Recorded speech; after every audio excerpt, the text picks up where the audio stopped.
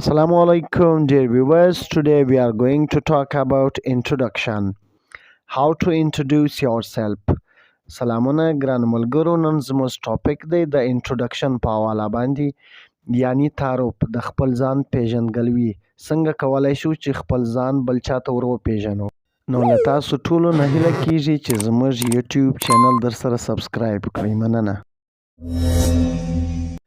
ګرانو ملګرو، نو کله هم چې تاسو انټرویو ورکوئ یا خپل ځان بل چاته ورپیژنئ، که وخت د سهار وي تاسو ویلی سئ ګود مارنینګ، او که وخت د غربي وي نو تاسو ویلی سئ ګود اپټرنون، او که وخت د مازدیګر یا ماښام وي تاسو ویلی سئ ګود ایونینګ. لومړی باید تاسو د هغه کس نه مننه وکړئ چې تا ته یې موقع درکړې ده چې خپل ځان ور وپیژنې. نو تاسو ویلی شئ First of all, I would like to thank you. لومړی زه غواړم چې تا نه مننه وکړم. بیا ته خپل نوم اخیستلی شې، ویلی شې چې my name is Abdullah، زما نوم عبدالله دی. یا ته داسې هم ویلی شې this is me Abdullah، دا زه عبدالله یم. د هغه نه پس چې کله هم ستا د یو ځای سره تعلق وي ته داسې ویلی شې چې I belong from Kabul، زه د کابل سره تعلق لرم. یا ته داسې هم ویلی شې I am from Peshawar، زه د پېښور څخه یم. I am in class 9، زه په نهم ټولګی کې یم یا په نهم کلاس کې یم.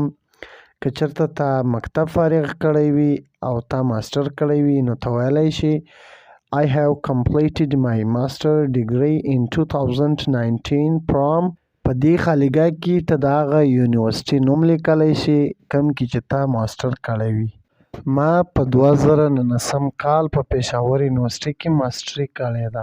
I have completed my basic course of computer as well، ما د کمپیوټر ابتدایي زده کړې هم کړې دي. And I have 2 years experience of teaching، زه 2 کاله د ټیچینګ تجربه لرم.